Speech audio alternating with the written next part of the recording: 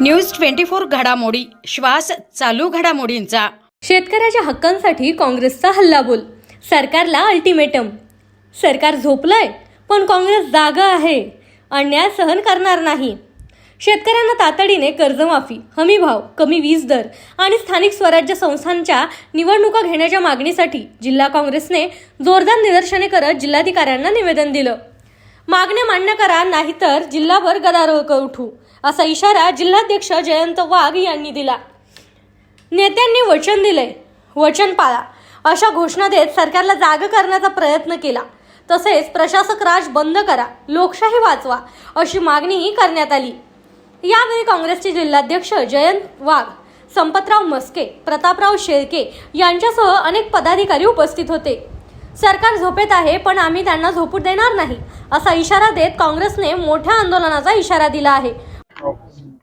काँग्रेस पक्षाचे राष्ट्रीय अध्यक्ष मल्लिकार्जुन खरगे साहेब, संसदेतील विरोधी पक्षनेते माननीय राहुलजी गांधी साहेब, महाराष्ट्राचे प्रदेश काँग्रेस अध्यक्ष हर्षवर्धन सपकाळजी, आपल्या जिल्ह्याचे नेते बाळासाहेबजी थोरात, या सर्वांच्या आदेशावरून आणि काँग्रेस पक्षाच्या सूचनेवरून अहमदनगर जिल्हा काँग्रेस कमिटीच्या वतीने शेतकऱ्यांच्या बाजूने ह्या सरकारच्या विरोधामध्ये आंदोलन करण्यात आले आहे।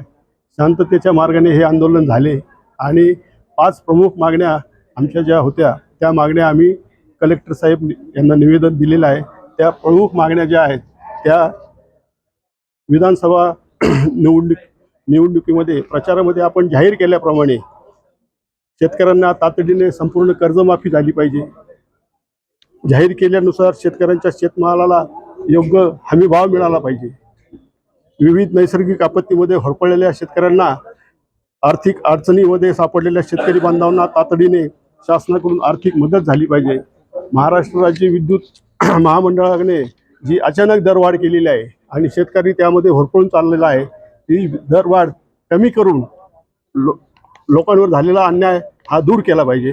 आणि ह्या स्थानिक स्वराज्य संस्था यांच्या निवडणुका गेल्या कित्येक वर्षापासून प्रलंबित आहेत आणि प्रशासक राज सध्या सुरू आहे आणि ज्याच्यामध्ये अनागोंदी कारभार सध्या सगळीकडे सुरू आहे आणि लोकांची खोळंबलेली कामे, लोकांच्या अडचणी ह्या सोडवण्यामध्ये हे सरकार अपयशी ठरत आहे। त्यासाठी ह्या स्थानिक स्वराज्य संस्थांच्या निवडणुका वेळेवर घेणे आणि ताबडतोब घेणे हे आम्ही 5 निवेदन दिले। या व्यतिरिक्त महिलांची असुरक्षितता वाढलेली आहे।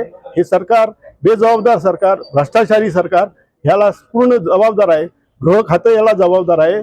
मंत्र्यांच्या बोलीची छेडछाड जर काढली तर ताबडतोब आरोपीला पकडण्यात येतं, पण सर्वसामान्य माणसाच्या महिलांना जर काही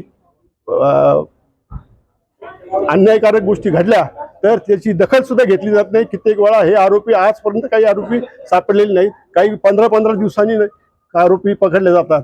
तर ही तत्काळ जी दरी आहे ती दरी दूर करण्यात यावी, यासाठी आम्ही कलेक्टर साहेबांना निवेदन शांतते मार्गाने दिलेलं आहे।